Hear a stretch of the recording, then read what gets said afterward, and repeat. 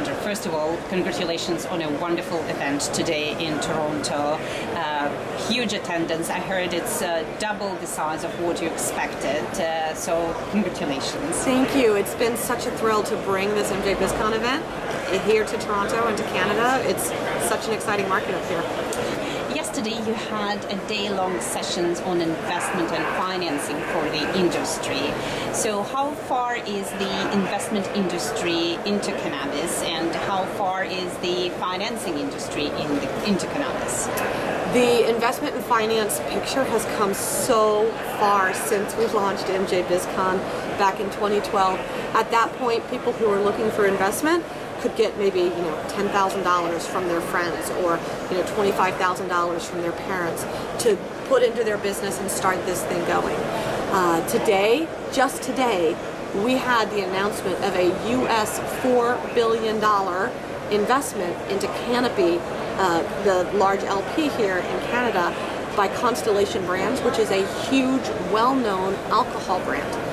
That sort of investment is an absolute game changer that really shows where the industry is going and the kind of funding that is going to need to be that's going to be needed to take it there, as well as what the potential of the industry is. Constellation is not spending $4 billion expecting to get $1 billion back. That's not going to happen. They've done their due diligence and understand where this is going. The other really interesting and important piece of that news, of that investment news, is that Bank of America, Merrill Lynch, is helping finance that deal. That is the first big involvement of this nature by a major US-based bank in a cannabis-touching company, and again, absolute game changer on the banking front, which has been a huge challenge for the industry, not just in the United States, but other places as well. What can you say about venture capital in the industry? There is a lot more venture capital interest that's flowing, and it's coming very quickly. At our MJBizCon Next event in New Orleans this past spring, Kevin O'Leary, the very noted venture capitalist himself, spoke, and he was talking about how there is $1 trillion with a T dollars of institutional capital sitting on the sidelines, being held specifically for investment in cannabis ventures as soon as they can make that work. And it was only being held to the side because they didn't feel quite comfortable enough with the regulatory and legal framework to be able to start investing those dollars. It's hopeful, I promise you, everybody who's here is very hopeful that this situation with Constellation Brands and Canopy is the first of some very, very large investments to come in the cannabis industry tapping into that money. I think you are a very rare person in the cannabis industry. You know pretty much everyone or every category of stakeholders who attends your events, and you are the organizer of the largest cannabis event in the world in Las Vegas. So could you please comment on who comes to attend your conferences, who exhibits at the conferences, and whose interest is growing or whose interest is dying? Sure. So the stakeholders who come to the event are truly anybody who has a business interest in the cannabis industry. The conversations that are happening here on this trade show floor are all about what deals can we make, what investment do you need, what information support do you need that I might have, how can we work together. Those conversations are going on across this show floor, and now those are people coming from every possible conceivable industry that you could think of. The cannabis industry is unique in that it is affecting and touching almost every other industry that you can possibly think of. Green energy, construction, plastics, biofuels, animal feed.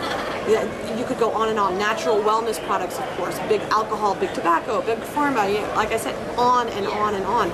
And the way that those industries are starting to interact with the well-developed business people in the cannabis industry is really fueling the growth. Our exhibitors here at MJBizCon, this is absolutely and fully only a business-to-business event. There are no consumers or lifestyle enthusiasts. This is not a celebration or a festival for the cannabis plant. This is about the industry and the things that this industry needs to continue to thrive. Every every session that I've attended, and pretty much every person to whom I talk during the event defaults the conversation or the session towards regulation. Do regulators attend your conferences, and what is the feedback, and what is your message to the regulators? Absolutely. So we do have regulators pass through. They try not to be too obvious because they will get earfuls from the attendees and the exhibitors if they do. But they are trying to educate themselves and understand more about this industry, which is a great thing. I honestly think it would be very important and preferred. I think everybody would prefer if the regulators were at these events very openly and openly engaging with the industry as effectively as possible to understand what it is, what it isn't, because that will help them make better decisions about their regulations, why they're making those regulations, understanding better the costs and benefits of certain decisions that they may be making. And I'm not just saying that because the industry wants to make a lot of money.